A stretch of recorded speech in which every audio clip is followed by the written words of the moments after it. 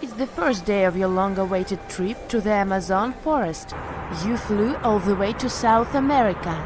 More specifically, you landed in the city of Manaus. It's the heart of the Brazilian Amazon. So far, you've traveled by air, car, and now water. You are on a tiny boat, moving through the dark waters of the Amazon River. Yes, the river is also called the Amazon. And just FYI, it's the second longest river in the world. It loses only to the Nile River in Egypt. The Amazon sprawls for an impressive 2,700 square miles, beginning in Peru and ending only when it meets the Atlantic Ocean off the coast of Brazil. To get a closer look at the forest, you decide to start by exploring it by boat. First up, you watch some piranha fishing. You can even try to catch one yourself if you like. As you may know, piranhas are carnivorous fish that inhabit the Amazon River, so it might not be your best option to go swimming in these waters. One of the most emblematic species of alligators present in the Amazon River basin is the broad-snouted caiman. It looks pretty much like a regular alligator, except for the fact that it has a yellow chin. Your guide leaves the boat and searches the water to show you a caiman up close.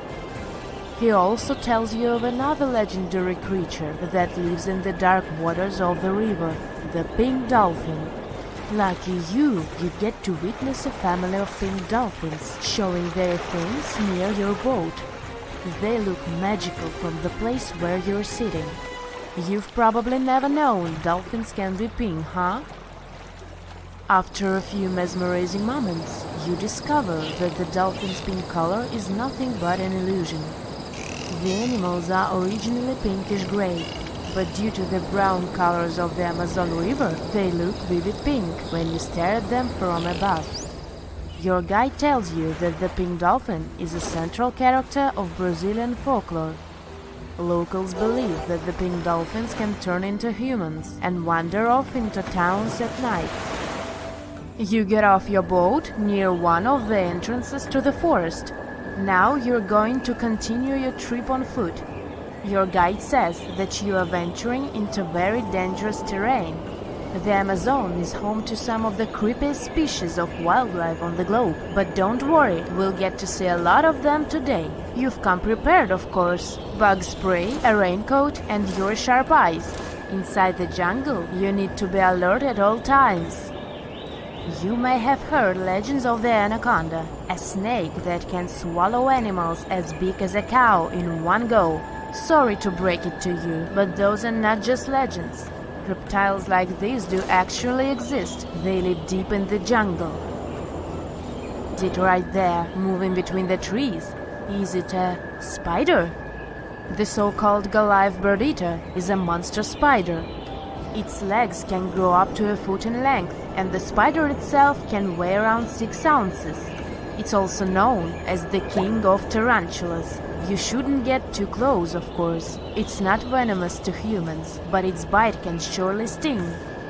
As its name suggests, the Goliath bird-eater can even eat birds, as long as they are smaller than it is. Up next, you run into another species of spider that draws your attention.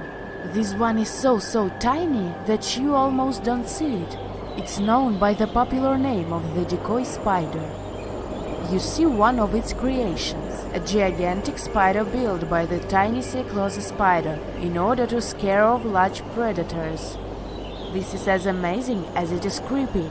A spider that uses the remains of other insects and dry leaves to create the image of a large spider on its web. If it fools predators, perfect! But to us humans, this work of art looks almost endearing. Who knew there were artists in the arachnid world?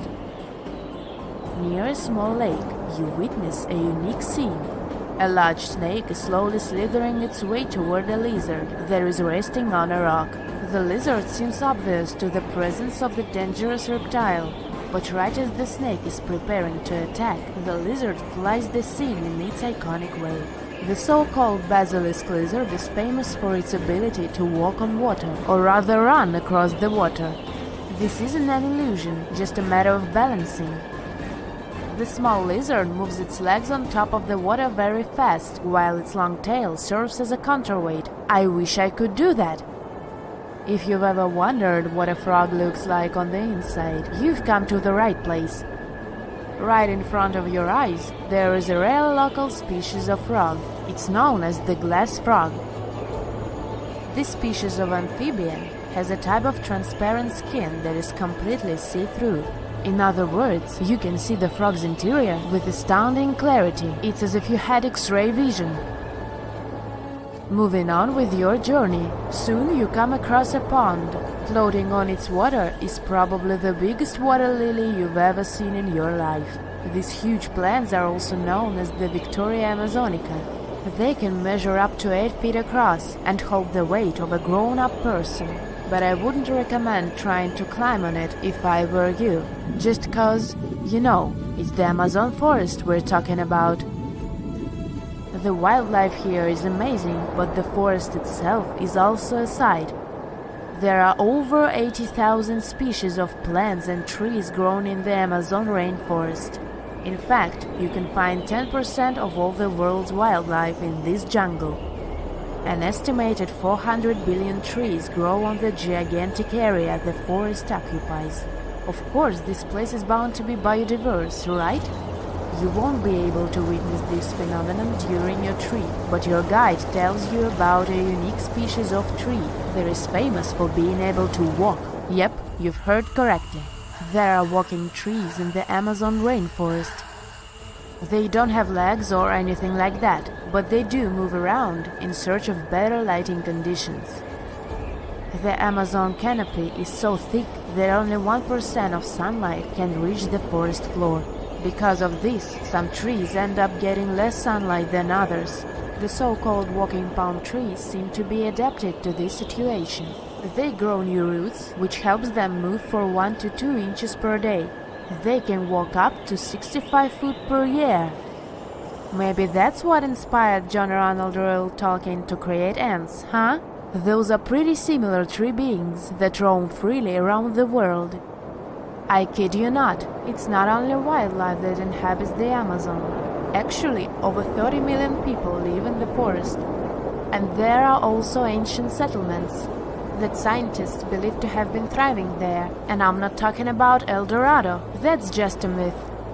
But in 2018, a groundbreaking study showed that up to 1 million people probably inhabited the Amazon, between 1250 and 1500 CE. Can you imagine that? Working alongside local indigenous people, researchers from the University of Florida found several mounds in the Amazon. Besides these mounds, they also discovered interesting ditches and geoglyphs. After mapping all of these recurring mounds, scientists understood that this was a sign of an ancient settlement. They found remnants of carefully designed walls centered around plazas. This could only mean that these ancient cities were big and could host hundreds of thousands of people. These findings brought back the idea that the Amazon could have been home to thriving civilizations way before the Europeans arrived there. But rather than cities drenched in gold, they were simply well-developed agricultural societies. You are lost deep within the jungle in the Yucatan Peninsula in Mexico. There are strange noises all around you, and to make it worse, the sun is setting. Soon, you'll be alone in the middle of an unknown rainforest. Guess it was a pretty bad idea to come looking for El Dorado on your own, wasn't it? You keep walking as fast as you can, when suddenly, wait! What's this you're seeing? It looks like large stairways made out of stone. This definitely doesn't look natural, so you take a picture. Maybe you didn't strike gold, but you might have just found something relevant. Congratulations! You found Akamtun, a long-lost Mayan city, hidden 37 miles into the jungle. The name literally translates to stone column. Network of trenches, dating back to 200 and 1200 CE in the Bolivian Amazon forest. These proofs suggest settlements that could have supported around 60,000 people right in the middle of the Amazon forest. When researchers from the University of Florida went on ground to check the satellite information, they were shocked to find several mounds that were accompanied by ditches and geoglyphs. Archaeologists also found remnants of carefully designed walls centered around plazas, much like the type of construction done by the ancient Mayans. There's a tiny island surrounded by the stunning clear Red Sea and a bustling underwater world. Zabargad, also known as St. John's Island, has no trees and consists mostly of peridotite, which is rich in peridot. And before you Google it, peridotite is a gemstone that has the nickname the Evening Emerald because of its sparkling green hue. Some historians believe Cleopatra herself loved peridots, and that lady could afford any jewels in the world. Geologists believe peridot forms as a result of the spreading of the seafloor. When the Earth's crust decides to part ways, rocks from deep down get pushed up to the surface. That's exactly how our treasure island formed. The African and the Asiatic continental plates bumped into each other, and rocks in the lower crust went above sea level. Peridot also comes from meteorites that have crashed into Earth, but that's really rare.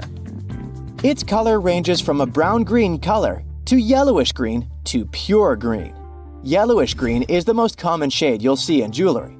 This color is possible thanks to a good amount of iron in the stone. The deposits of this beauty are spread all across the world, from Vietnam to Arizona and Hawaii, Tanzania, South Africa, Sri Lanka, and Norway. And then, of course, there's Zabargad.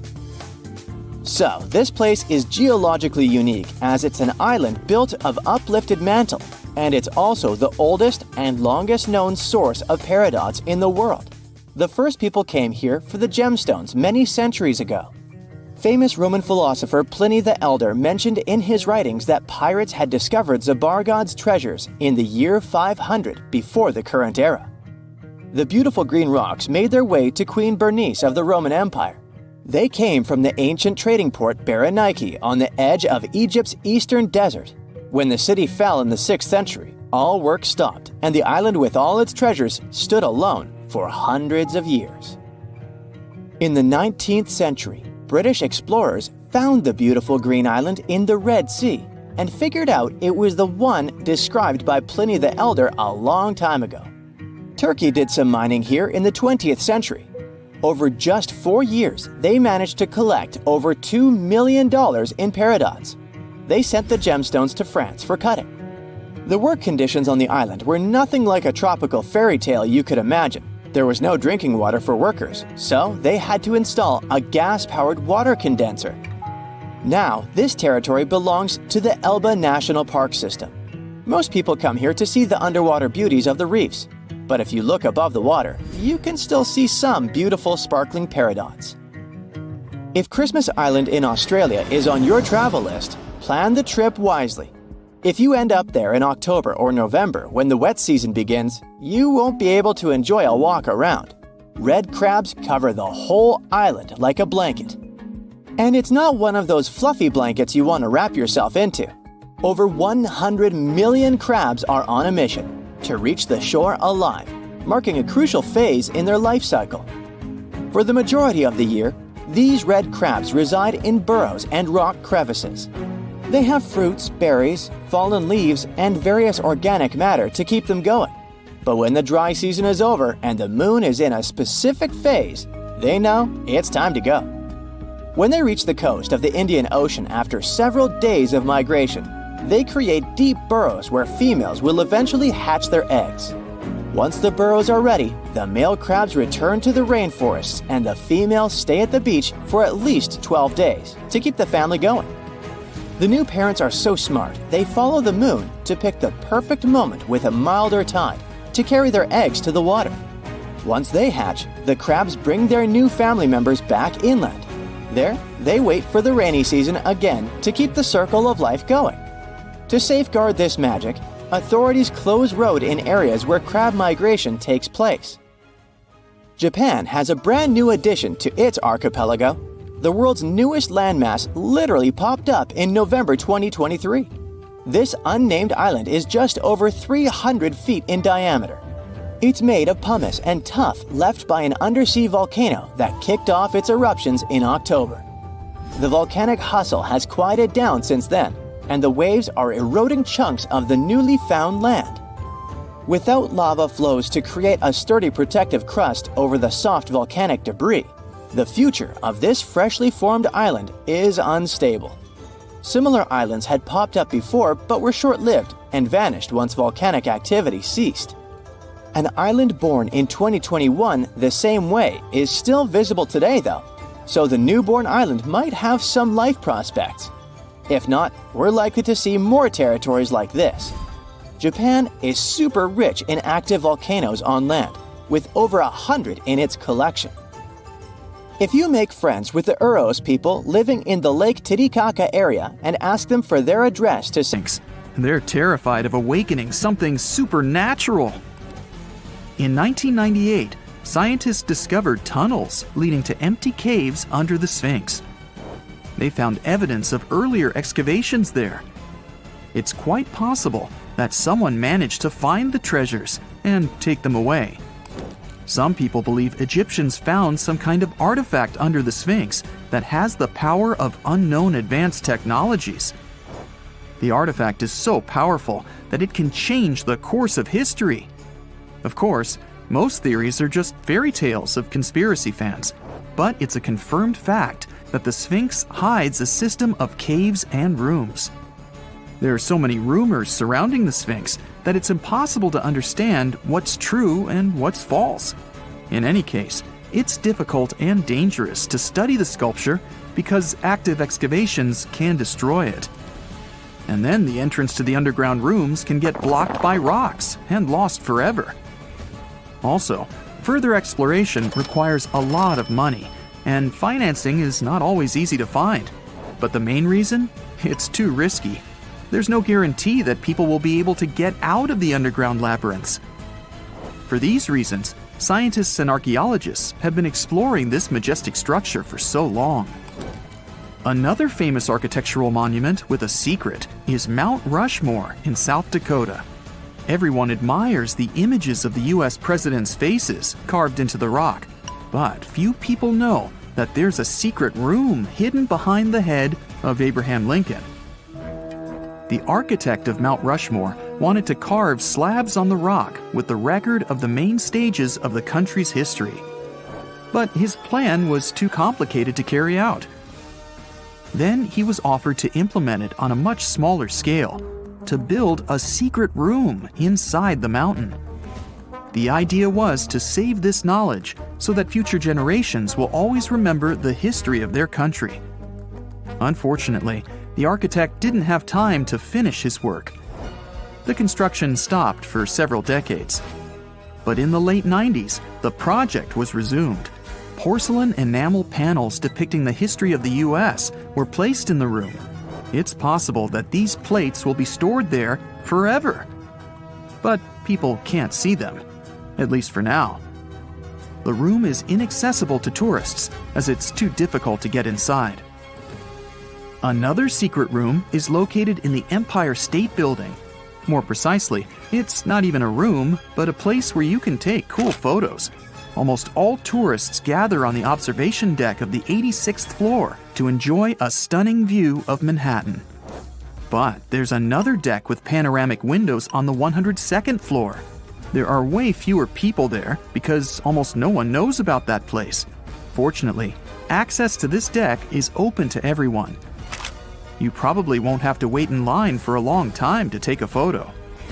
You'll feel special because you're in such a secret place where there are almost no people. But the coolest place is even higher, on the 103rd floor. This is a spacious observation deck where celebrities get their photographs taken.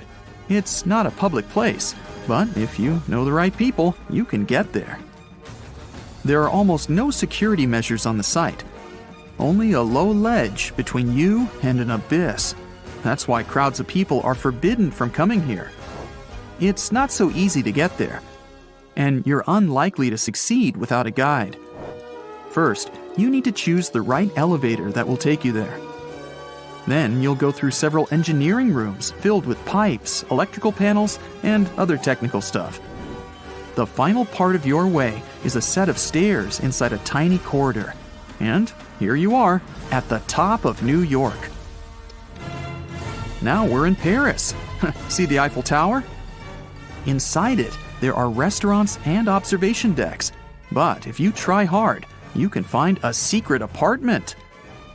Now it's a museum, but it was built so that people could live in it.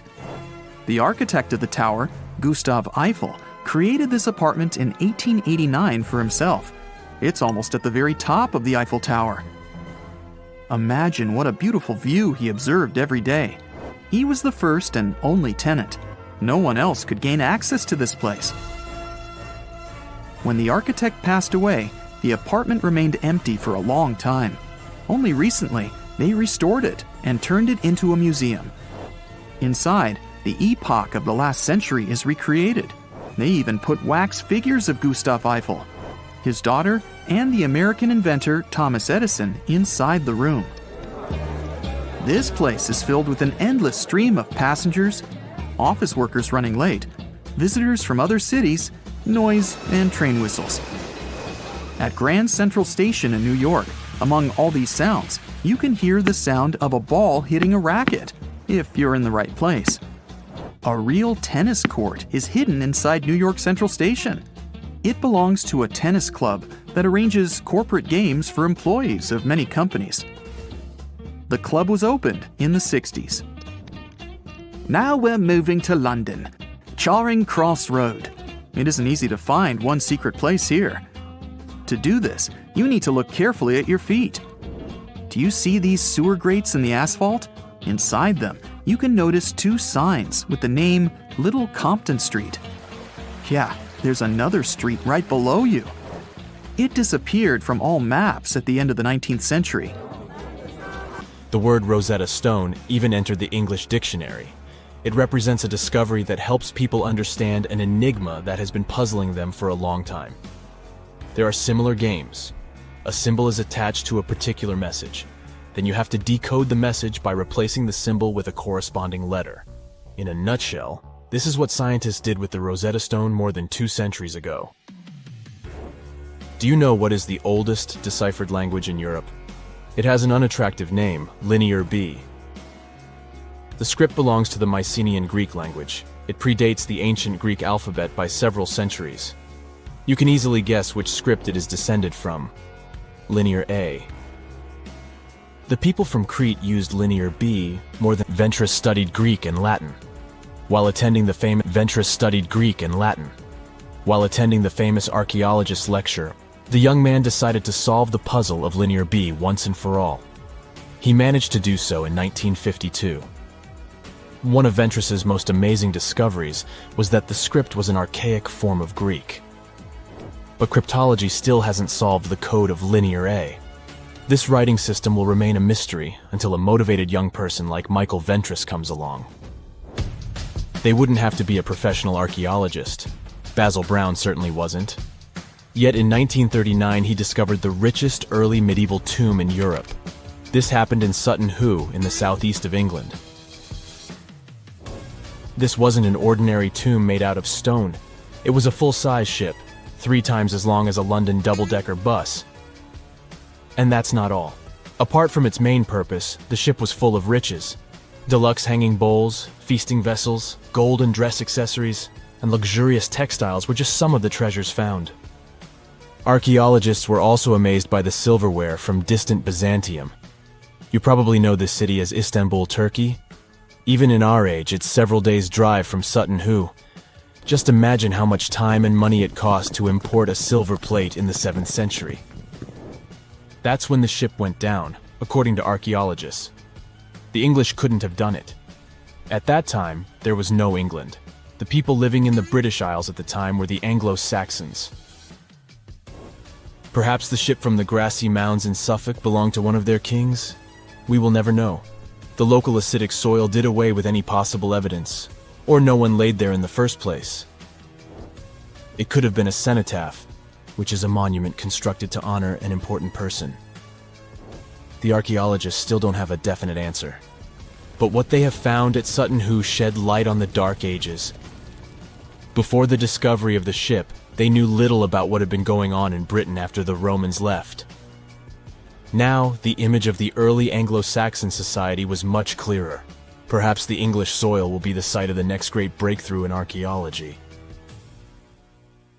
The ancient Indian texts mention beautifully decorated chariots or entire palaces called vimanas that could take off and, in a matter of seconds, fly away as far as space. Some people believe these vimanas only existed in Indian mythology, but it's also possible that they were based on a real technology that had been lost over the centuries. According to the Vedas, ancient Indian religious texts, there was the elephant vimana with several engines and many other types named after animals and birds. There was one for local travel, one for visiting different countries, and one for traveling to the moon and various planets. They could develop a great speed. One vimana had the superpower of invisibility. Another one was shaped like a sphere and was built on the winds produced by Mercury. This vimana was said to generate an enormous ray like the sun and make noise like the storm's thunder. All the vimanas were unbreakable and perfect for attacks on foes. Now, to operate a vimana, you'd need to know a lot of stuff, pretty much like today's airplane pilots, 32 secrets in total. They'd cover the aircraft structure and the secrets of taking off and maneuvering without crashing. That's a good thing. The pilot was also expected to know how to be seen and unseen, how to be hidden, how to be quick, how to manage contractions and expansion, and many other tricks.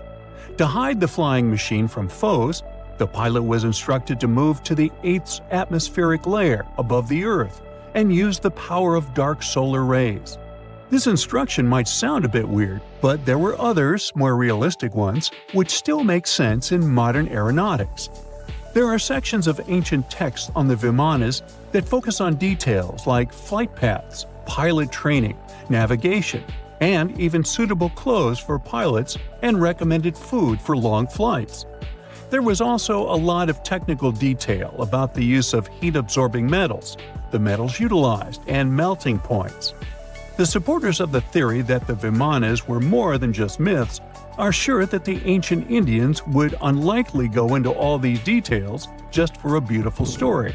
So, the flying palaces might have been real and way ahead of their time, like many other great Indian inventions.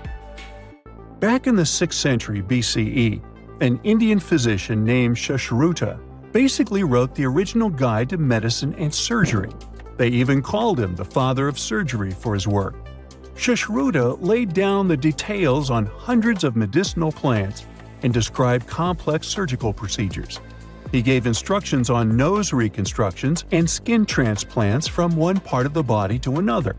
The original method of rhinoplasty, which involved taking a piece of skin from the forehead to reconstruct the nose, is still used today. But back then, it had a slightly different purpose than surprising your followers on social media.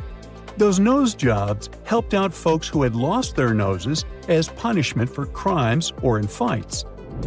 Now, you gotta thank an ancient Indian math prodigy for the invention of zero. It might not seem like a big deal, but without it, we would have no binary system and no computers. People before the 5th century CE were only thinking about some sort of a sign to indicate nothing. The invention made addition, subtraction, and other mathematical operations a whole lot easier. You can see the oldest zero in existence carved in the wall of a temple in Gwalior, India. The Indus Valley Civilization was using rulers in 1500 BCE and earlier. Made from ivory, these rulers were found during excavations in what is present-day Pakistan and northwestern India. They were widely used in architecture with amazing accuracy. They had units corresponding to slightly over 1 inch that were marked with precise subdivisions within 5/1000ths of an inch. The next invention is more of a concept than a physical item. Standardization is all about setting the rules based on a bunch of people, things, or interests. One of its cool applications that we've all gotten used to is standard weights. Whether you're using pounds or kilograms, you need these universal measurements for weight, right? For this, we owe a big shout-out to the merchants from the Indus Valley Civilization who lived around 4,000 years ago. They were measuring everything from food grains to fancy luxury goods using these standardized weights. And their weights had decimal and binary mathematical systems going on. They didn't have high-tech gear, but they pulled off some serious precision using complex calculations and even sand for construction. Their art of standardization made its way to Persia and Central Asia, basically becoming the global weight-watching standard. So if yoga is your go-to exercise, you definitely have a personal reason to appreciate the ancient Indian geniuses. Over 5,000 years ago, during the rule of the Indus-Sarasvati civilization in northern India, yoga was first mentioned in the Vedas. Yoga was refined and shaped over the centuries until it grew into a massive teaching with over 200 sacred writings dedicated to this way of obtaining enlightenment. At the beginning of the current era, yoga got a new trajectory thanks to a Hindu writer who laid down a system of yoga in his text, the Yoga Sutras. It became a whole-body rejuvenation, a life-extending practice with poses that you are still doing on the mat today. Yoga has reached the Western world only in the 19th century, and it caught on like wildfire. Chess, the all-time top game for intellectuals, is also an Indian invention. Its ancestor was called Chaturanga, and it was a strategic board game that started gaining popularity around 3,000 years before the current era. This early Indian version of chess was played by 4 people, not 2, and had 64 squares. Each player had 8 pieces, ranging from pawns to kings, bishops to knights, and there was no standard 6-faced dice. They rolled with an oblong one. Players facing off were actually allies, forming 2 teams based on the direction they sat. Chess, that we know and love today, was first mentioned in ancient Indian literature in a legend. It said that the wife of a villain called Ravana had invented the game to amuse him. Now, the word shampoo comes from the Hindi word, which means to soothe or knead. The substance was invented in India in 1762 and was originally used for head massages, hence the name. The first shampoo was made of natural oils and herbs. British traders fell in love with the idea and brought it back with them to England. It took years for the original head massage oil to evolve into shampoo as we know it today, but it's still an Indian invention. Unlike the ancient Greeks, who wore animal skins, the Indians started cultivating cotton back in the 5th and 4th centuries before the current era. They used cotton threads to produce fabrics that soon became a huge hit in the Mediterranean and beyond. Jute and wool also have their origins in India. Cashmere, the finest and most exclusive type of wool, actually comes from the Kashmir region of India. Buttons that sit proudly on that cashmere cardigan of yours also have ancient Indian origins. Some 5,000 years ago, the Indus Valley Civilization started cutting seashells into geometric shapes with tiny holes in them. First, they were just decorations, but then people started using them to fasten clothes. Now, when you think about radio communication pioneers, Marconi's name usually steals the spotlight. He got a Nobel Prize in Physics in 1909 for his groundbreaking radio work. But there's an unsung hero in the radio waves game, and his name is Sir Jagdish Chandra Bose. He spilled the beans on radio communication way back in 1895. He shot an electromagnetic wave across 75 feet at the town hall in Calcutta, and it went through walls, rang a bell, and even set off some gunpowder. Marconi took a page from Bose's book, using his invention, the Mercury Coherer, as a blueprint for his own two-way radio. Bose didn't patent his genius creation, so he only got his credit a century later. A gruesome discovery took place in Egypt some years ago. You want to hear about it? 16 human hands, carefully buried in 4 eerie pits. They didn't look too much like human hands at first, since they were abnormally large, but they were. Weirdly, there were only right hands. No left hands were in sight. It turned out that it points to the practice of an ancient dark ritual. Old Egyptian art and tales talked of a ceremony where warriors would present the right hand of their adversaries as proof of victory and ask for gold in return. Egyptians believed in the afterlife, so cutting off someone's hand meant you cut off their power eternally. Guaranteeing this type of defeat was interesting to the winning party. Here, the fight was between Egyptians versus Hyksos, who lived in what was once known as Canaan. Egypt has always been the center of some history-changing findings, and some time ago, this papyrus was found. If we stretched it open, it would be just a tad bigger than the height of a skyscraper. The world's tiniest skyscraper, which is located in Wichita Falls, Texas. When humans didn't write on their notes app, they wrote on this thing, made from the medulla of a papyrus plant. Around 2,000 years ago, ancient Egyptians wrote something reminiscent of a book where they describe most of their funerary traditions and their visions of the afterlife. It's considered one of the most important texts from ancient Egypt and is still sold in bookstores to this day. This ancient manuscript was unearthed from a chamber located just south of the Pyramid of Djoser, located in Saqqara. Oh yes, Djoser is the oldest pyramid in Egypt and not the Giza pyramids like most people think. So recently, the site of Saqqara buzzed with excited archaeologists who probably found one of Egypt's oldest complete mummies. They believe that this beautiful and well-preserved mummy was that of a wealthy man.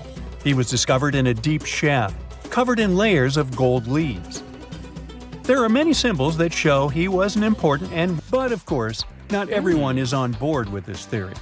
Some experts argue that the area where the step pyramid of Djoser was built couldn't have held enough water from occasional rains to maintain such a fancy hydraulic system.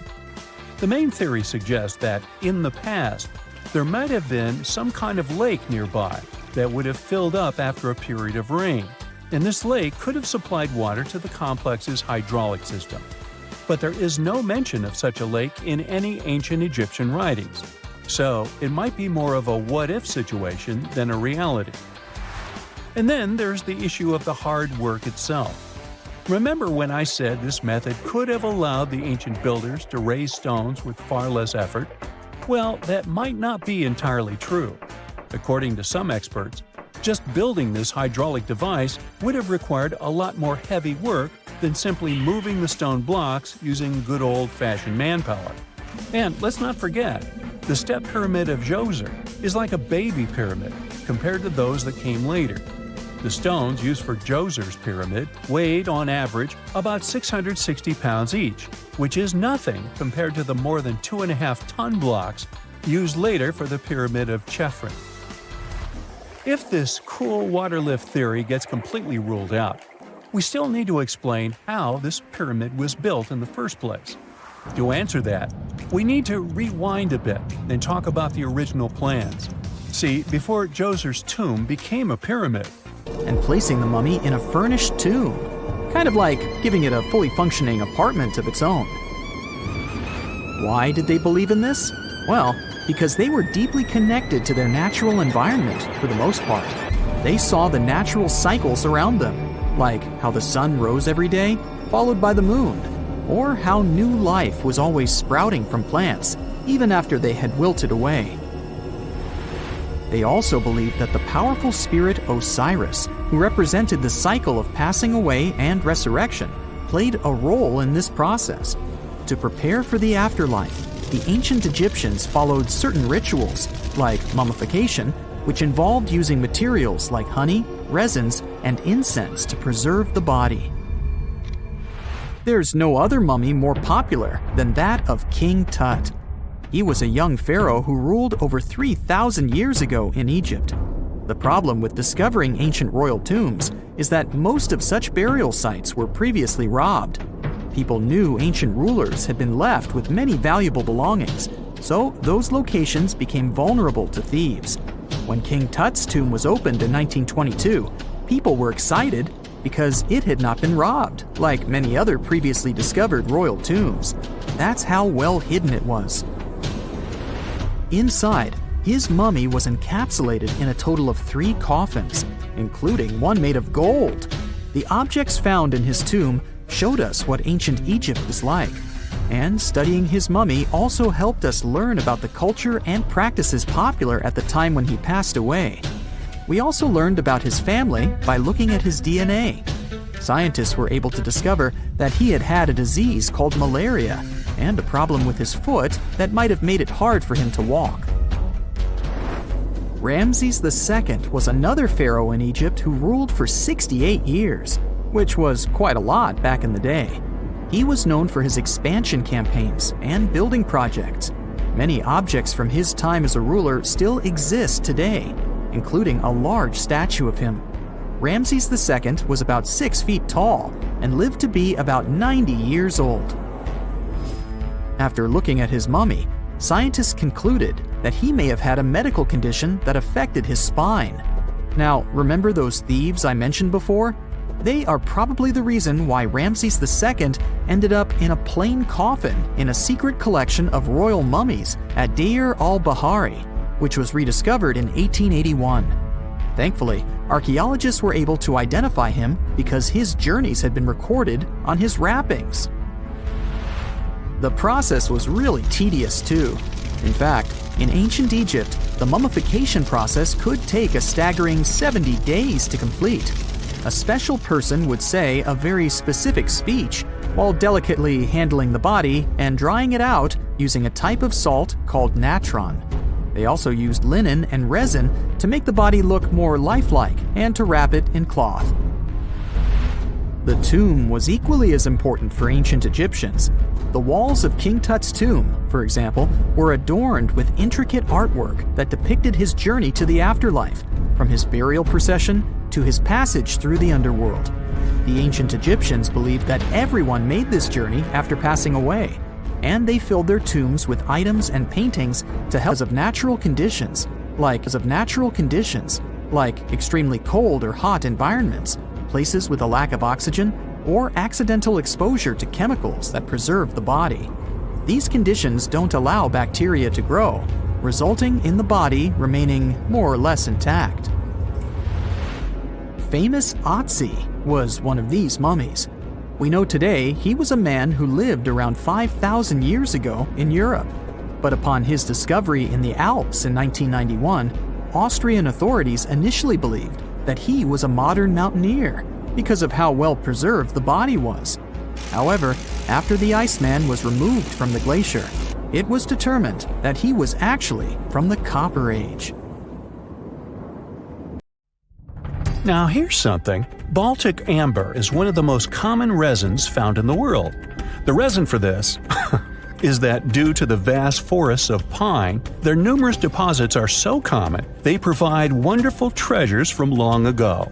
Ants are especially common in the Baltic amber, which comes from pine trees. Its resin is rich in sugar, so the ants often live amongst the trees, close to the easy source of food. One block found in East Germany has preserved one ant that is estimated to be about 48 million years old. Think of the birthday cake. But what makes this find interesting is another animal inside the amber. It's a mite, notorious hunters in the insect world, capable of traveling at great speed. These guys quickly latch onto their hosts, sucking them dry. They're also capable of destroying entire hives in one go. And within this piece of amber, the amber provides a display of their final struggle. In Southeast Asia, feathers belonging to something unique have been found from 80 million years ago. They were captured in resin during the Cretaceous period, a peak time for dinosaurs. The many feathers inside are from the Coelurosaur. It looks like a dinosaur, but this animal is more related to birds. Other feathers like this have been found in resin. They belong to avian and other non-flying dinosaurs. The discoveries have helped reimagine what dinosaurs actually look like. Still, dinosaurs may have had feathers instead of being completely bald. Of course, for most of them, the feathers weren't used for flying, but they helped the dinos stay warm. However, the feathers weren't all that was found, and a part of the Coelurosaur's tail is also preserved. Still, it's so small and ancient that its DNA hasn't survived to map their entire genome. The enclosed tail is also very delicate, and it can't be removed from its protective amber shell. But although these findings can only be observed, they've still provided a great insight in the evolution of birds. But how does amber preserve things so effectively, even at the initial stages? The trees produce the resin to protect any small gaps in the bark against feeding insects. Its antiseptic nature and lack of water content ensures it doesn't degrade for a long time. This also makes it more resilient as it petrifies over long periods, eventually becoming a fossil. Some of the oldest amber ever found was from the Triassic period, showing how long it can last. The pieces from Italy are about 230 million years old. And inside one of these ancient droplets holds the oldest arthropod ever recorded. This mite found inside has provided a broader understanding to their evolution. Today, they're known to mainly annoy gardeners by feeding on the petals of flowering plants. However, at the time the mite was caught, flowers didn't have any petals, and it would be without this tasty meal for another 100 million years. Now, 100 million years ago, Myanmar was part of Gondwana, the great supercontinent. At that time, Myanmar wasn't part of Asia yet. But it was still lush with a great forest, which contained many species of lizards that lived amongst the undergrowth, hiding away from dinosaurs. Many of them have been stored within amber.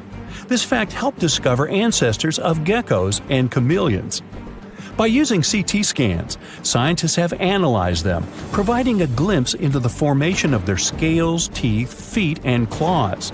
It also provided an understanding of how these archaic creatures once appeared. Although mostly pieces of lizards, by using modern technology, the scientists have been able to create 3D images of the lizard. These images can reveal how those guys appeared in their full form. The images show that they still retain some of their exact features to this day, like the chameleon's sticky pads used for climbing. A salamander fossil from around 20 million years ago is one of the most intact specimens ever found in amber. Details of its final moments show that it had been attacked before getting stuck in the resin. However, what's confusing about this find from the Miocene era is that the amber was found in the Caribbean, but it came from a tree that's closer related to those from East Africa. The lizard also has ancestry from the same area. Finds like this have opened a whole new understanding about how these small lizards migrated. It's expected that they would have ridden fallen logs, which took them across the seas to new homelands, not only to the Caribbean, but to all continents except for Antarctica. Nobody goes there, it's too cold. In the Dominican Republic, you can find some of the rarest of all ambers. This Dominican amber came from neotropical forests from around 20 million years ago. Many of the trees that made the resin are now extinct. The amber is almost completely see-through and can come in an array of beautiful colors. The most common colors are red, yellow, and even blue, and are easily mistaken for gemstones. One was found with a flea caught in it, dating to when the forest was at its peak and the mammalian variety thrived. Fleas were likely common at the time, and this flea in particular had recently fed on a mammal before getting stuck. However, something more intriguing was found within the flea. While scientists checked what mammal DNA was within the flea, they found that it was carrying an ancient bacterial blight. These blights have been constant throughout Earth's history, dramatically decreasing populations of animals and plants. This now extinct blight in the amber helped scientists determine how much the bacteria have evolved and how it spread. Now, most remnants of insects inside amber aren't much more than the exoskeleton bodies. But with some found in Myanmar, they were so well preserved that even the color of the insects is still intact. Colors in nature appear in three different ways. The first is bioluminescence, that's produced by a chemical reaction within a living organism. The second is about pigments, where the color appears in an animal or plant tissue. The third is called structural coloration, and the production of colors here is explained by microscopic surfaces fine enough to react with the light. The rare insects in amber were found in the form of structural coloration, but only at specific wavelengths. It all explains the very intense colors rarely found. 99 million years later, these bugs can still show their vibrant colors – blue, purple, and green. Some of them appear so different in color and shape that they almost look like they're from another world, which of course they are, a very old one. ants have been around for about 168 million years, based on fossil evidence provided. They're well known for their social hierarchies and their hive mind system. They've dominated almost every corner of the insect world, but when these social capabilities came about have been difficult to determine. Yet, recently, amber dated from 100 million years ago has shed some light into their evolution. Several amber pieces have preserved various ant types, including the worker ants, guardian or soldier ants, and even a queen ant. Before these pieces were found, it was estimated their social nature occurred millions of years later. A piece of amber, dated 100 million years ago, helped shed light on the evolution of birds. A perfectly preserved bird that hatched preserved in amber was already equipped with its flight feathers. With the earlier physical abilities, they would be capable of moving around the nest by themselves at a very young age, and it's expected they could search for their own food almost immediately. But as birds continue to evolve and spend more time in the skies, their brain developed larger for their cognitive abilities. After hatching, their early development was then more focused on the brain, and the chicks slowly became more reliant on their parents over time. In Spain, a massive treasure trove of amber and other fossils has been found. Inside, there were remnants of an entire ecosystem that existed 110 million years ago. A bunch of individual fossils were found. The vast collection includes many types of insects, mollusks, arachnids, plants, 50 different dinosaur bone fragments, feathers, and hair from mammals, and a McDonald's burger wrapper. Nah, just kidding. With the abundance of findings, it's helped researchers understand the ancient terrestrial ecosystem that once existed. With loads of specific details of the environment, they've reconstructed the swamp. This way, it's now possible to experience what it was like in the world of dinosaurs. Have you heard of Göbekli Tepe? It's an ancient site in Turkey that literally made historians rewrite history books. Over 11,000 years ago, a group of prehistoric humans crafted an enigmatic masterpiece that's even older than Stonehenge.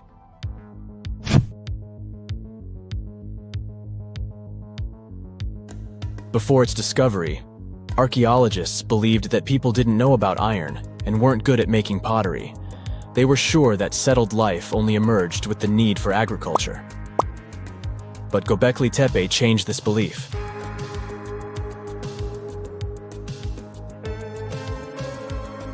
The place has revealed that it was the temple that paved the way for a settled life, not agriculture. Until this discovery, researchers believed that farming was the catalyst for sedentary living. Meet Professor Schmidt, the guy whose findings changed this theory. He managed to prove that hunter-gatherer communities laid the very foundations of this way of life.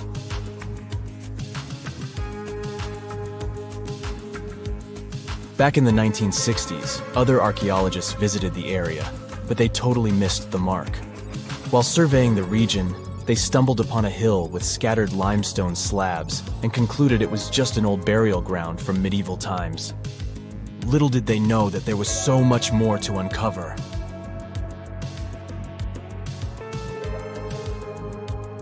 In 1994, Schmidt embarked on his own survey of prehistoric sites in the area.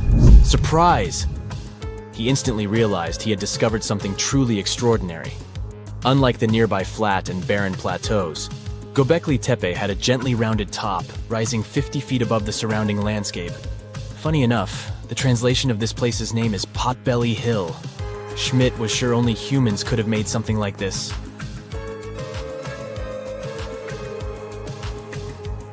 Those broken limestone pieces that were mistaken for gravestones turned out to be way more exciting.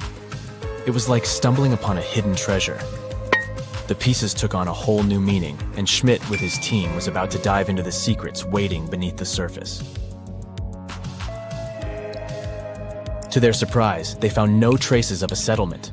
No hearths for cooking, no houses, and none of those adorable clay figurines commonly found in nearby sites of similar age. However, they uncovered that those ancient people used tools like stone hammers. So, Schmidt and his team put their heads together and took a wild guess at the age of Göbekli Tepe's stone structures. Their estimation got backed up by some limited carbon dating done right at the site. The ancient vibes of this place were finally starting to make sense. It was like a puzzle slowly coming together.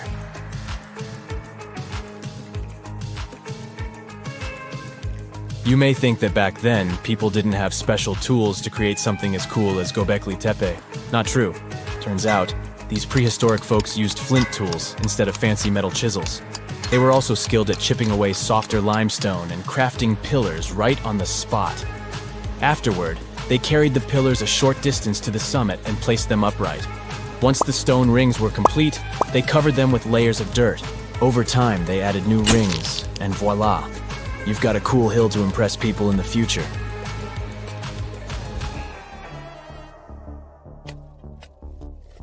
During their first year of excavation, the team went through 15,000 pieces of animal bones from wild creatures.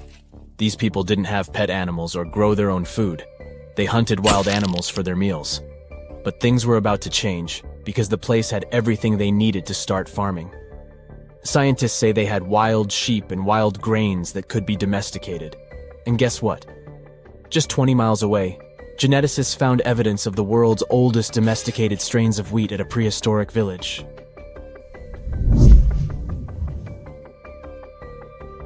These amazing findings have completely changed how we view civilization. In the past, experts believed that people needed to learn how to farm and settle in one place before they could build temples and develop complex societies. But guess what? Schmidt's research flips that idea on its head. He claims that the incredible effort put into constructing these astonishing structures actually set the stage for the development of advanced societies. It means that societal and cultural changes happened before agriculture. Schmidt has this fascinating hypothesis about Göbekli Tepe. He thinks it could have been a special burial site where people left their loved ones. And here's the twist. The burial site was adorned with fancy statues and symbols representing deities from the spiritual realm. The idea that Göbekli Tepe could have served as a sacred place adds another layer of complexity to the whole story. While the site's true purpose may remain elusive, Schmidt's insights invite us to consider the profound interplay between life and the afterlife, and the deep reverence ancient hunter-gatherer societies may have had for their departed ancestors. Now let's talk about the stars of the show, the mesmerizing T-shaped columns that dominate Göbekli Tepe. These mysterious structures range from 10 to 20 feet tall and most likely represent stylized human figures. But one figure stands out from the rest, the three-dimensional lion relief. This depiction really fires up our imagination. Why? Because it hints at the possibility that lions roamed Anatolia during the Neolithic period.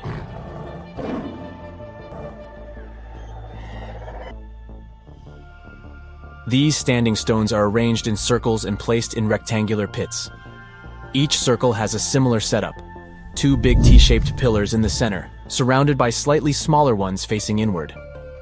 Talk about a stylish arrangement. These towering pillars reach a whopping 16 feet and weigh between 7 and 10 tons. Some pillars are plain and simple, while others are like works of art with intricate carvings. Foxes, scorpions, and vultures come to life, crawling and twisting on the pillars' sides. But it's not just animals depicted on these stones. Some pillars have abstract shapes representing humans, and even small carvings of clothing items. Some of them even have belts. Now, there's one pillar that stands out from the rest like a rock star. This super old stone pillar suggests that a comet crashed into Earth. It happened during a chilly period that lasted about 1,000 years.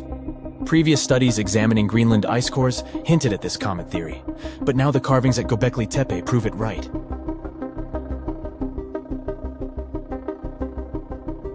The carvings on the pillars are like a historical comic strip. They even show a headless human figure. Researchers fed the images into a computer and discovered their connections to constellations, indicating that this temple might have been an ancient observatory. It's like our ancestors were trying to document this cataclysmic event in their own unique way. Archaeologists have been excavating and researching Göbekli Tepe since the mid-1990s, peeling back layers of history and providing us with a deeper understanding of the intricate relationship between various elements. They have no plans to stop the whole process for another 150 years. Who knows what else they'll find? You see, Gobleki Tepe has been labeled purely as a ritual site with no signs of domestic activities. We were led to believe that the absence of water meant it couldn't support semi-sedentary communities. But scientists believe it's time to shake things up and approach Gobleki Tepe with fresh eyes. It's time to question what we believed before and use new evidence and different ways of thinking. Like, there might have been a group of people living in the area who didn't stay in one place all the time. They moved around a bit but still had their own civilization, living in the area semi-sedentarily. Gobleki Tepe is not just home to a single temple, but an astounding collection of over 20 ancient structures.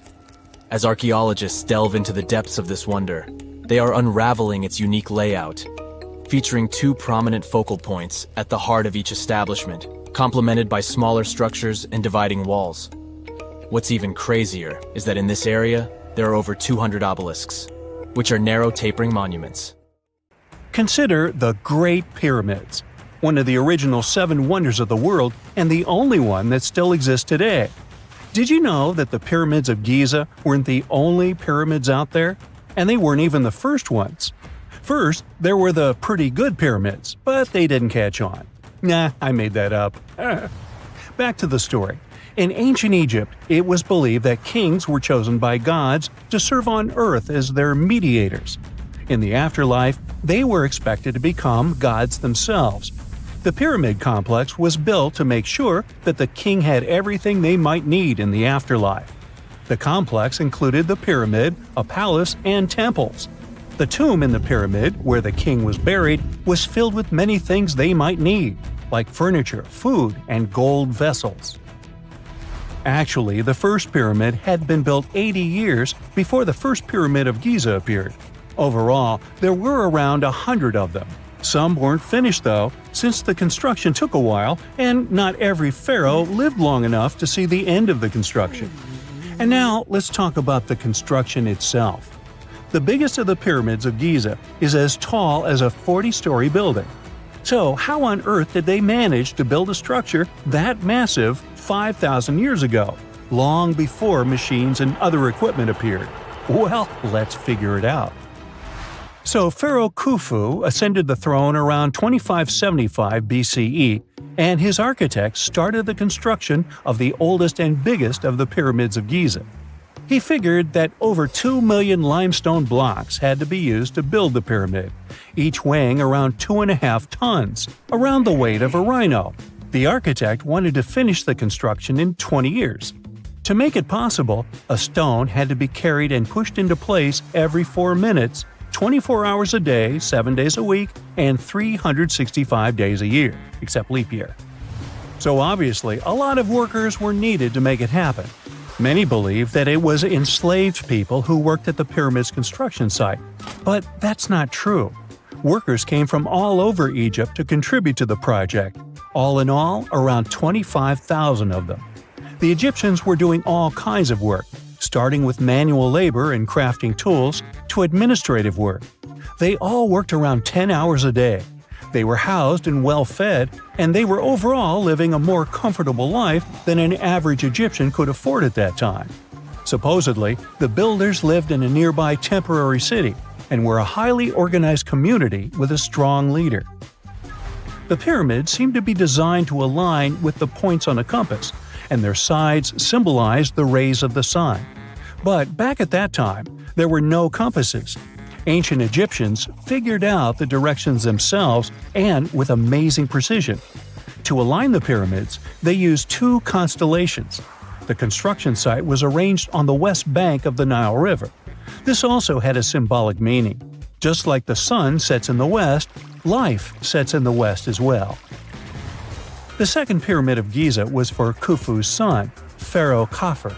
It's a bit smaller, but this one has the famous noseless statue of the Sphinx. Of course, originally it had a nose.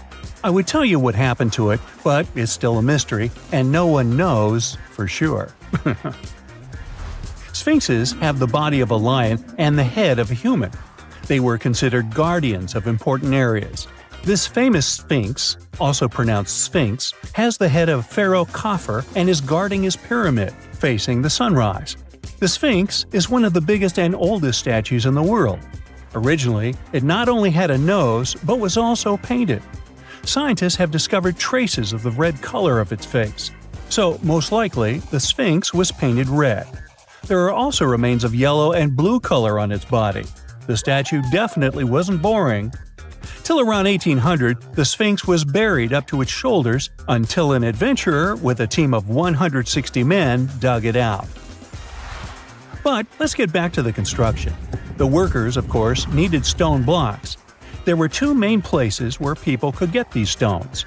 One source was close to the construction site, but that fossil-lined yellow stone was only suitable for the pyramid's interior. The limestone blocks for the exterior were hauled from 8 miles away on 30-foot-long sleds. Apparently, it wasn't too hard to pull them. The sand mixed with the right amount of water was pretty slick, and 10 people could move a sled even with a rock weighing so much. Surprisingly, cutting off a block of limestone wasn't the biggest problem. When in the ground, it was soft and could be split relatively easy. But after getting exposed to the air, limestone hardens. So the most difficult part was to shape the blocks. That step was crucial because the smallest inaccuracies could lead to the whole pyramid collapsing. So, okay, those limestones were mined, carried on a sled, shaped, and then what? How could they be put into place? Well, this is still a mystery. Archaeologists have discovered the remains of a ramp system that dates back around the time the pyramids were being built. So historians have come to the consensus that, most likely, the Egyptians designed a unique ramp system to move and pull huge stone blocks. The most common opinion is that there were several ramps around the pyramid. There probably was a central ramp with 2 staircases on each side of it built over the pyramid stones. The ramp was growing as the pyramid was getting higher. People might have been walking up the stairs, pulling up stones on wooden sleds. But this is just one of the options. Other experts say that the ramps were around the pyramid, and some say that the ramps were inside the pyramid. Maybe we will never know for sure, and it'll forever remain a mystery. The exterior limestone of the pyramid was polished with sand and stone until it gleamed. On top, there was a gold and silver capstone, which glimmered over Egypt like a second sun. So, that's how it was 5,000 years ago. Now, about the interior. Surprisingly, there's not much inside the pyramid. Most of it is just solid stone with very little open space. But let's take a quick look inside. From the entrance, there are 2 stairways, one going down and the other going up. They take us to the chambers. There are 3 of them inside. Now, why is that? Apparently, throughout the whole construction, a burial chamber had to be prepared at all times, just in case a pharaoh kicked the bucket before the construction ended. So, separate chambers were built one after another as the construction progressed. The last of them was the main one. It's called the King's Chamber. It's the one where Khufu was resting. It's the biggest room at the very heart of the pyramid, and there's a big passageway leading to it. It was likely used as a kind of elevator to move granite up to build the interior. Granite was also used to make 5 stories of support beams to ensure that the pyramid didn't collapse. And we can see that it worked since it's been standing for centuries. Unfortunately, none of these chambers have hieroglyphs on the walls. If you want to see the writings, you should go to the decorated tombs near the pyramids. Those pieces of art are depiction of ancient Egypt's culture and daily life. The texts allow researchers to study their language and grammar. The treasures that once were in the pyramids have been taken by people. There are also many secret tunnels and passages inside the pyramids, but even today, no one knows the whole plan of the interior. Scientists have been sending little robots with cameras inside for many years, but there's still a lot we don't know about the pyramids. Now they're trying to use an X-ray to scan the pyramids from the outside, without going inside. So yeah, ancient Egyptians did create a mystery no one has been able to crack for 5,000 years already. It's nighttime, and you're about to walk inside Pharaoh Tutankhamun's final resting place. You know, King Tut. You don't have a torch, but at least you came with a flashlight. You walk down several flights of stairs and observe how the walls are carved in hieroglyphics and what looks like a spell. "Those who take anything from this place will be doomed for life," the spell says. Even if you don't really believe it, this scares you a little bit. You find a huge stone door. Is it a trap? You manage to open it, but oh no, it's only an empty chamber. You check your map. It seems like you're heading in the right direction. After what feels like hours, you realize you must be trapped inside a labyrinth. You try to retrace your steps, but you can't find the door where you came in from anymore. That's it, you think to yourself. You've fallen for the Pharaohs' trap.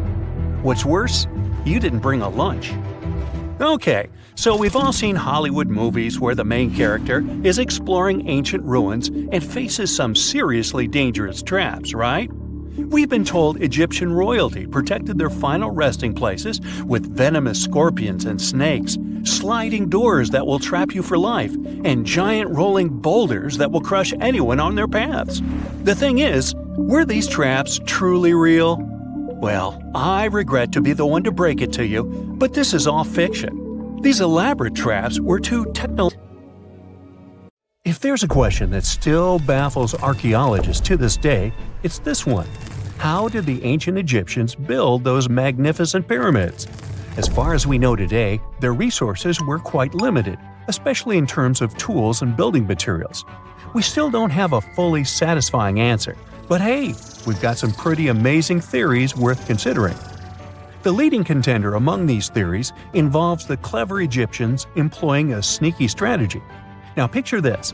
They constructed a slanted and curving mound made of bricks, earth, and sand encircling the pyramid to be.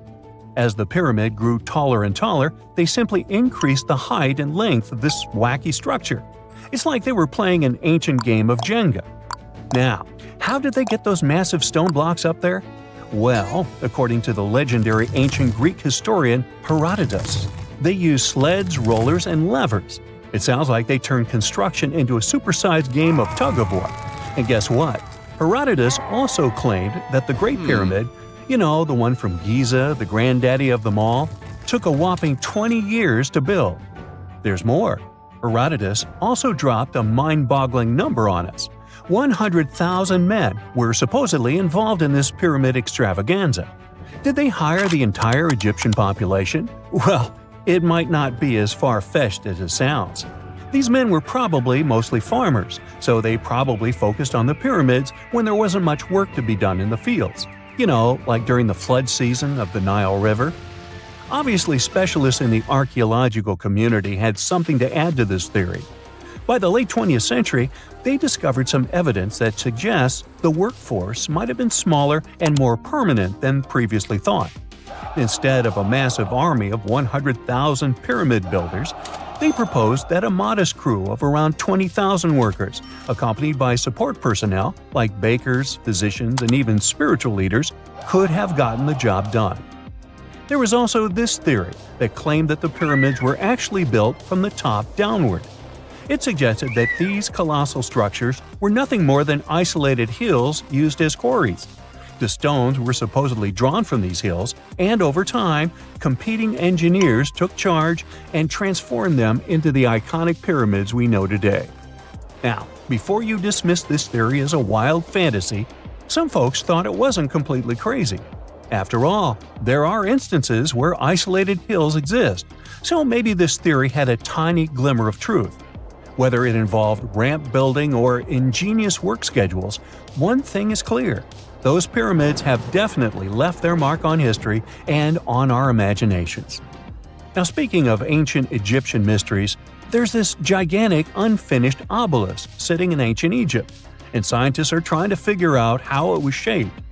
Now, some people suggest that our industrious ancestors used handheld pounders to get the job done. One expert has a different take on the matter, though. He argues that if we take a closer look at the pattern left behind by the shaping tool, we'll notice something peculiar about farming, and they knew that clean water was crucial for their crops and animals. That's why they came up with some nifty inventions and techniques to make sure their land was fertile and their plants were happy. First off, they had the genius idea of using ox-drawn plows. They had two types of plows. Heavy and light. The heavy plow would strut its stuff, cutting deep furrows in the soil, while the lighter plow followed behind, fluffing up the earth. But they didn't stop there. After plowing, the Egyptians would break up clumps of soil and sow the rows with seeds. To give those seeds a good old squish into the Pharaohs, they'd march their livestock across the field, effectively closing up the furrows. But hey, all that hard work would be pointless if their seeds were as dry as the Sahara. That's where irrigation comes into play. The Egyptians were so good at it that other cultures, like the Greeks and Romans, couldn't help but copy their techniques. Now let's switch gears and talk about the marvelous architecture of ancient Egypt. These folks Were covered with white limestone. If you had seen them under the hot African sun, you'd have to look away. That's how smooth and shiny they were. Builders used around 6 million tons of this material for the Great Pyramid of Giza alone. It's the largest one you can still see on your trip to Egypt. The local rules were quite a thrifty crowd, and they reused some of the casing stones for other construction projects. A massive earthquake in the 14th century has also loosened some of the stones, so you won't see a lot of limestone, but some of it is still there, on top of the Pyramid of Khafre in Giza. It looks like it has a second peak on top of the first. In ancient times, all pyramids used to have capstones called pyramidions, covered in a mix of gold and silver. Most of them have been lost over the centuries, but you can still see a few of them at museums. They show images of Egyptian deities. The pyramids were probably modeled after a sacred pointed stone, the benben. It represented the rays of the sun. Now, lifting heavy rocks wasn't so simple without the tech we have today. I guess you'll agree with me if you helped your friends move at least once, and they made you carry the couch. But those smart Egyptians of the past thought of that and chose the pyramid shape. It lets the weight distribute evenly throughout the whole thing. The Statue of Liberty has also had a major makeover since it was first unveiled in 1886. Believe it or not, it used to be a shiny brown color, just like a penny. 20 years later, it changed its color to green. It wasn't a fashion statement, but a chemical reaction. The statue is covered with hundreds of thin copper sheets. When copper reacts with air, it naturally forms a protective layer called verdigris. This layer protects what's under it from corrosion, and that's why statues and other things made of copper, brass, and bronze can last so long. When Lady Liberty first turned green, people in authority decided it would be a good idea to paint it all over. It was way before social media, so you couldn't just drop an angry comment under the post describing the idea. But they wrote about it in the local newspapers, and the public didn't love the idea. Then the Times interviewed a copper and bronze manufacturer, and he confirmed they shouldn't repaint it, because removing the protective layer would mean destroying the statue. Over the years, people have suggested painting Lady Liberty several times, but no one has ever done it. I don't know about you, but I can't imagine that lady in any other color, so I guess it's for the better. You love bananas as much as I do? Next time you enjoy a juicy soft one, remember you gotta thank selective breeding for that texture. The original wild bananas had many large, hard seeds and not so much delicious pulp. And hey, who doesn't like a sugary watermelon? It has a history of over 5,000 years, and it used to have bitter, yellowish white flesh and was really tricky to open. Selective breeding saved the day again, and watermelons got way sweeter. Japanese scientists went further and invented the seedless version. Corn's grandmother is a Mexican grass called teosinte. The kernels in this grass were small and hard to get. Farmers from many thousands of years ago saved the seeds only of those plants that were larger or tastier, or with kernels that were easier to grind. Thanks, my friends, for giving us the corn that's edible and even delicious.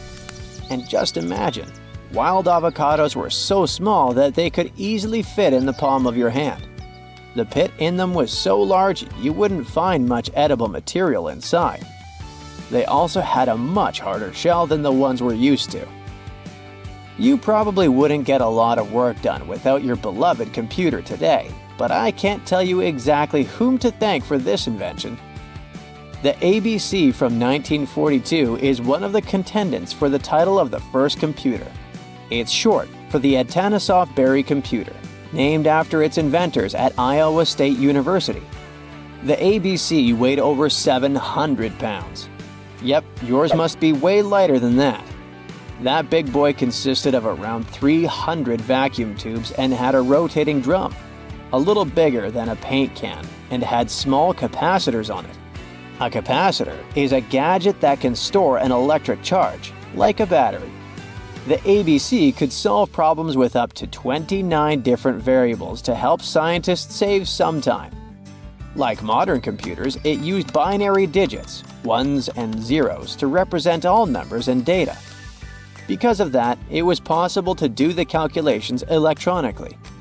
And now, my favorite part, the ABC finished one operation about every 15 seconds. Just for you to compare, it's millions of operations per second now. Unlike the tech we use today, the ABC did not have a changeable stored program, so the program could only do a single task at a time. An operator had to write down the intermediate answer and then dial that back into the computer. Sounds like another reason to be happy we live in the 21st century. That remote control you use for all sorts of appliances has gone a long way too. Nikola Tesla, who gave us alternating current, designed one of the first wireless remote controls back in 1898. He named his invention teleautomation and demonstrated it on a miniature boat controlled by radio waves. The boat had a little metal antenna attached to it. Tesla sent signals to the boat using a box with a lever and a telegraph key, which was his version of a remote control. Those signals set electrical contacts on the boat into motion and moved the rudder and the propeller, and Tesla was controlling the boat. The concept of the remote control soon spread to other gadgets. The first television remote control followed in 1950. It was designed by the Zenith Radio Corporation called LazyBone. Don't take it personally, please. This LazyBone had a massive cable that was attached to the TV set, and those who tried it didn't fall in love with the invention because they tripped over that cord. I feel your pain, my friends. If you live or work on one of the top floors, you gotta love this one. Meet the first passenger elevator. It traveled at the speed of 40 feet per minute. Not the fastest, I know, compared to today's record, which is 40 feet per second. But hey, it was built back in 1857 in New York and was more of a tourist attraction than a necessity. The elevator had a steam engine hidden in the basement of a 5-story building. 3 years later, they shut it down because the public didn't appreciate it. Otis Tufts filed the first patent for a vertical railway around the same time. His invention included an actual car with a bench inside for people to sit on. Sounds like a great spot to hang out with friends to me. What do you say? Then they started adding elevators to luxurious hotels around the world. They were entire rooms with a rich design, upholstered seats and mirrors on the walls, and sometimes even a small chandelier. There was an obligatory operator who'd close the door and the car would start its super slow ascent. It was still more about style than about speed, so I guess I'd choose the stairs. Imagine you can spend an entire week digging in the ground, scanning for ruins, and taking photographs of the world's most surreal archaeological sites. Would you be up for it? Grab your magnifying glasses and let's do some digging.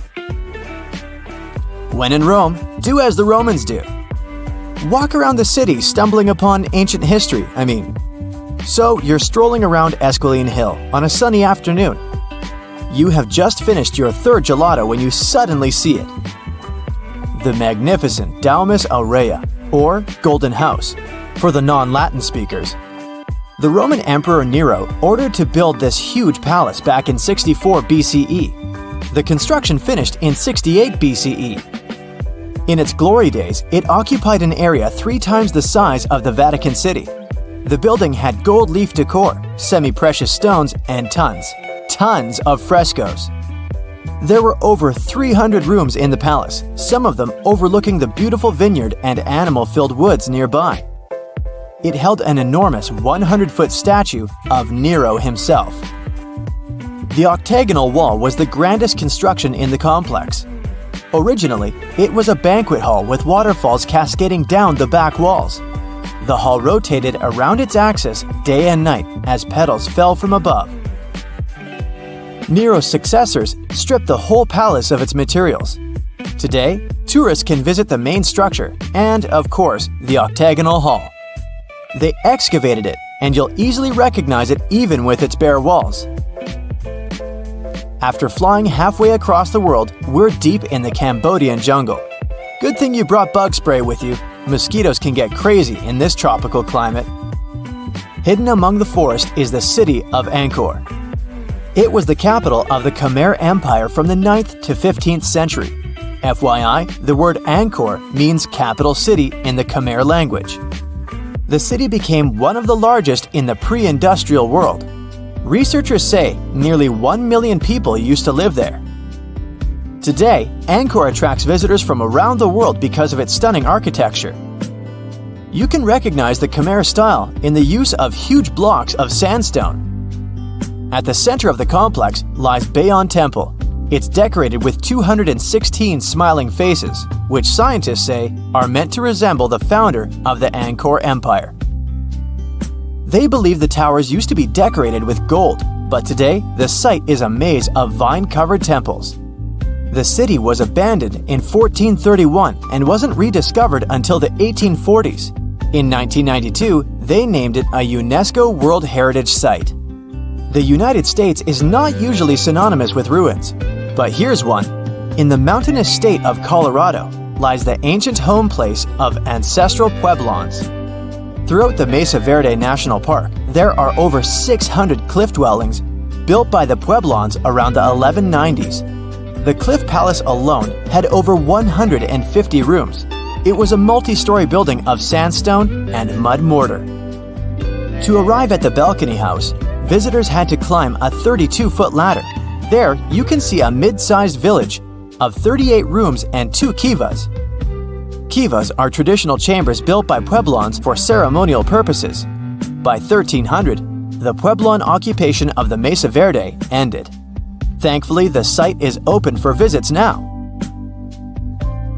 If you like terracotta landscapes, you came to the right place. The city of Petra is a marvel of the ancient world. Located in Jordan's desert, the city was a commercial hub back in the 4th century BCE.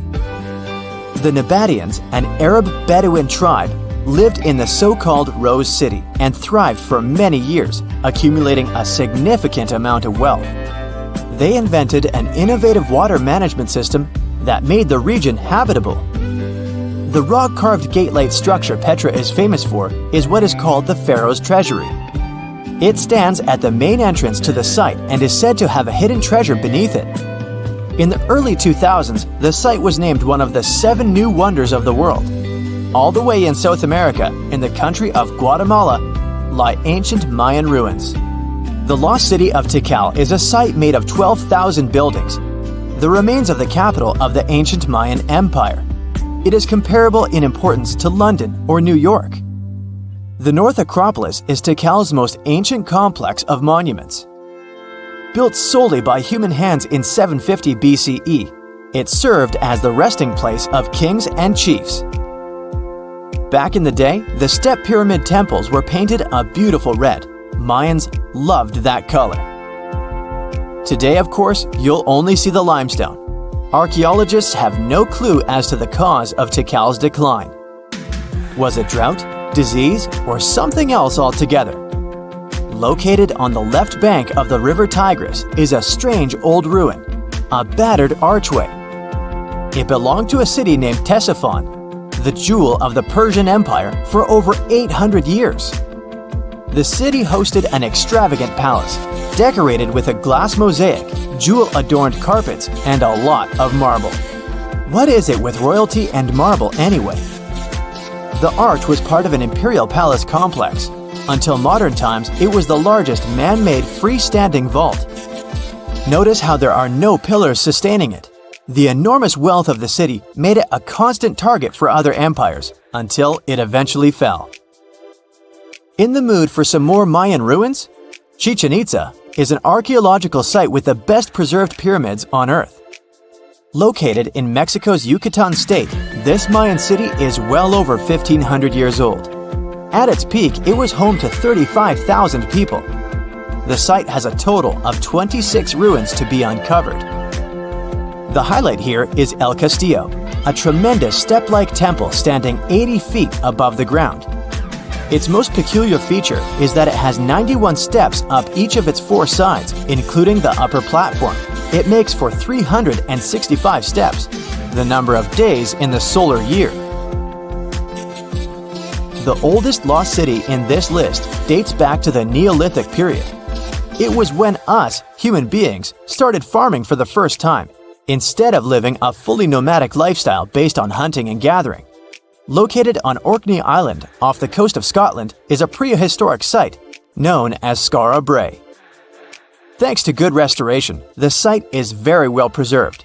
You can see prehistoric dwellings with hearths, stone-built furniture, and even primitive toilets. Researchers found runic symbols on the site, which means they could have attempted some form of writing. Ah, Greece. Fancy some feta cheese, anyone? We've arrived at the focal point of archaeological sites, but today we're exploring one in particular, the Colossus of Rhodes. Also known as the Bronze Giant, it used to be one of the 7 wonders of the ancient world, standing in the harbor of the Greek city of Rhodes back in the 3rd century BCE. The Colossus was said to be 105 feet tall. It's believed that the statue was built with the help of 900 camels. Sadly, it only stood for 54 years. A ravaging earthquake tore it to pieces, so visitors would come and see only a giant foot. Now, there is a whole load of nothing where the statue once stood. I think it's safe to say there are a lot of random ruins on walls spread across the globe. And our final visit for the day consists of exactly those. All the way in northern England lies the ruin of Hadrian's Wall. The Roman emperor commissioned the wall in order to separate his empire from Britain's. The original wall was a lot grander than what is left of it today. But still, the ruins are pretty impressive. They consist of a 73-mile structure stretching from one coast to the other. Back in the day, Hadrian's Wall hosted 17 large forts and numerous observation towers to ensure the maximum safety of his empire. The wall fell into oblivion when the Romans left Britain at the start of the 5th century. People began looting it to build churches, farms, and even houses. Today, if you decide to visit the ruins, you'll only see waist-high fragments of stone. But still, pretty neat, huh? A piece of whale rib has recently been found in a North Carolina mine. Not a big deal, some might think. Hey, why can't a whale be a miner, right? But this fragment offers scientists a unique glimpse at the interactions between prehistoric sharks and whales from around 3 to 4 million years ago. The thing is, 3 tooth marks embellish the rib. That means that the whale was once badly bitten by an animal with a super powerful jaw. Judging by the spacing between the tooth marks, and it reaches almost 2.5 inches. This animal could be a mega-toothed shark. I'm talking about the megalodon. Or it could be a different shark species which was around at that time. The curvature of the shark's jaw shows that the animal was relatively small, between 13 and 20 feet long. Yeah, small. As for the whale, it seems to be the ancestor of a great blue or humpback whale. Researchers are amazed. You don't usually expect to find evidence of animal interaction and behavior preserved in the fossil record. After examining the sample carefully, they concluded that the shark must have gone away with a mouthful, but the whale had survived because most of the fossil fragment is covered with what is known as woven bone. It quickly forms in response to localized infection. Such bone isn't particularly strong, and later the body remodels it into compact bone tissue. But it takes time. The presence of this bone means that the healing was incomplete and the whale passed away 2 to 6 weeks after the unfortunate encounter. On the other hand, its demise could have been unrelated to the infection and injury. Only a handful of fossils show such kinds of interactions between ancient animals. You can often find bite marks on fossils indicating where the animal passed away and its carcass was scavenged. But this fossil is one of a few examples that not only show a wound inflicted by another animal, but also demonstrate that the prey survived. All fossils are exciting for paleontologists. Yes, they need to get out more. But some might look terrifying to regular people. For example, look at this picture of tentacle arms and octagonal-shaped heads. When it first appeared in mass media, internet users claimed that it was some ancient organism that had come from space. Others thought the story was fake. But in fact, both the picture and the fossil are real. The fossil is known as a mortality plate, a fossilized representation of a mass extinction event of one or several species. The fossil actually contains more than a dozen specimens of a type of marine organism called Giants that allegedly lived thousands of years ago. Now I know what you're thinking. Giants, really? Well, archaeological finds add fuel to this debate too. And here's where it gets interesting. Lovelock Cave was indeed used as a burial site, and some of the remains found there are much larger than average human bones. The cave is by the Humboldt Sink in western Nevada. It was once part of an enormous lake, which eventually dried up, leaving a number of smaller ones, including the Humboldt Sink. The cave became the home of the Chichén tribe. According to the legend, these red-haired giants were so big that they had to be buried in the cave itself. Indeed, later on, archaeologists discovered 8 to 10 foot tall skeletons. This legend started to unfold when a mining engineer named John T. Reed talked to the locals in 1886. Once Reed saw the cave, he knew he was onto something. The news spread soon, but the cave was attracting another type of attention too. The deposits of a fertilizer known as guano were discovered inside the cave. So a mining company began excavating the precious resource in 1911 and soon shipped more than 250 tons of the fertilizer to San Francisco. Unfortunately, some of the human remains and artifacts were neglected and lost in the mining process. This led to an official excavation in 1912 and 1924. After the top layer of guano had been mined, strange objects started to surface. Around the area, the earliest evidence of human habitation dates back about 4,000 years. The Lovelock culture lasted for some 3,000 years, and they left us with 10,000 stunning artifacts. The pits in the cave were like a series of time capsules hidden at different depths. Archaeologists determined the age of each pit by its depth. It turns out that many different groups used the cave for storage over a really long time, and the things they stored there give us a really cool glimpse into their cultures. It's like a giant ancient storage unit full of hidden treasures. What have the researchers found besides the giant bones, you might ask? Some other bodies were mummified using a method similar to the one applied by ancient Egyptians. These remains also had something in common with the bodies discovered as far south as Lake Titicaca.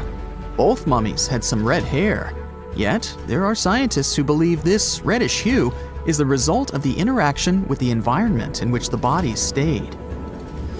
So, while the story of the red-haired giants may be a wild and intriguing tale, not everyone is convinced. Some experts believe that the bones found in Lovelock Cave are simply the remains of prehistoric animals, like mammoths or sloths. But others insist that there's something more to the story. Other relics, such as finely crafted baskets and exquisite duck decoys made from tule fibers, were also found there. In any case, this cave is worth the attention it gets.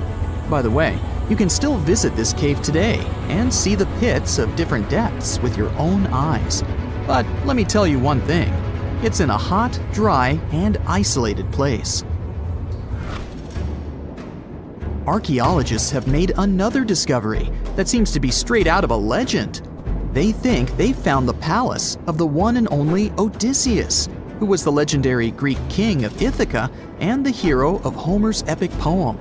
Move over, Indiana Jones. We've got some real-life adventure happening here from around 1300 BCE.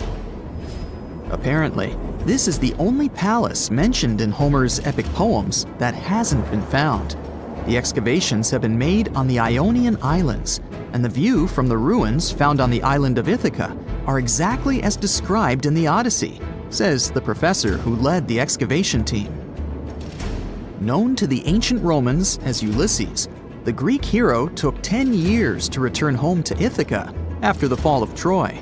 For many years, Homer's other epic, called the Iliad, which tells the story of the protracted siege of Troy by the Greeks, was regarded as a myth too.